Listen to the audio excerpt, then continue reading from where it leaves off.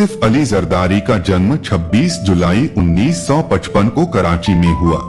उनका परिवार सिंध का एक मशहूर जमींदार और व्यापारी घराना था, जिनके पिता का नाम हाकिम अली जरदारी था। जरदारी ने अपनी शुरुआती पढ़ाई कराची ग्रामर स्कूल और सेंट पैट्रिक स्कूल से की, फिर कैडेट कॉलेज पेटारो से ग्रेजुएशन किया और उसके बाद लंदन जाकर बिजनेस की पढ़ाई की।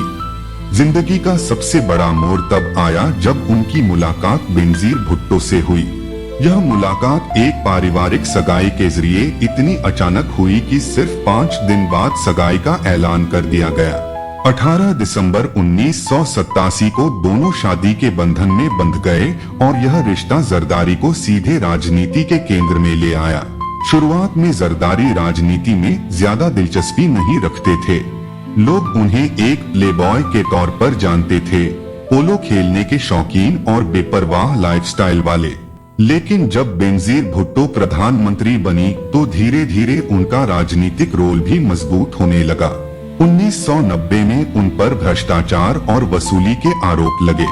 वे जेल भी गए, लेकिन 1990 से 1993 तक नेशनल असेंबली के सदस्य भी रहे। कभी कभी जेल से सीधे संसद के सेशंस में पहुंचकर हिस्सा लेते।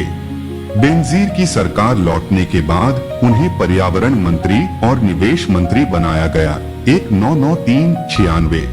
इसी दौरान परिवार के भीतर तनाव भी बढ़ा, खासकर मुर्तजा भुट्टो से, जो 1996 में पुलिस फायरिंग में मारे गए। उनकी मौत के बाद बेनजीर की सरकार भी गिरा दी गई और जरदारी को गिरफ्तार कर लिया गया।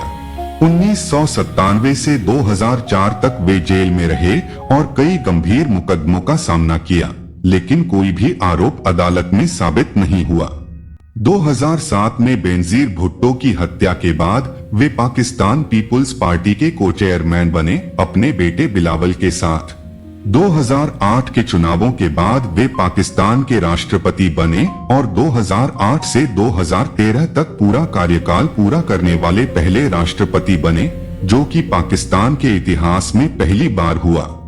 राष्ट्रपति रहते हुए उन्होंने 18वें संशोधन को पास कराया, जिससे राष्ट्रपति की शक्तियां कम हुई।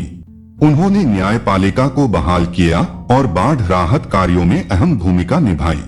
वीडियो पसंद आए तो लाइक जरूर करें, चैनल को सब्सक्राइब करें और बेल आइकन दबाकर हमारी नई वीडियोस सबसे पहले देखें।